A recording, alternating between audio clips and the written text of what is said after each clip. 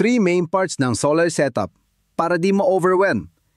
Gusto mo bang magka-solar sa bahay pero di mo alam saan magsisimula? Chill! Ito ang 3 pinaka-basic na parts ng isang solar setup. Let's go! Unang parte, solar panel. Siya ang nanguhuli ng energy mula sa araw. May iba't ibang watts, simula 10 watts hanggang 730 watts.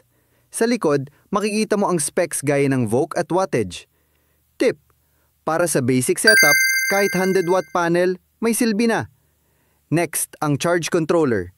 Dito dumadaan ang energy galing sa panel bago dumiretso sa battery. Inaalagaan nito ang battery mo, dito mo overcharge. Merong PWM at MPPT, pero para sa beginners, PWM muna is okay. Pangatlo, battery at inverter. Sa battery, nakastore ang energy.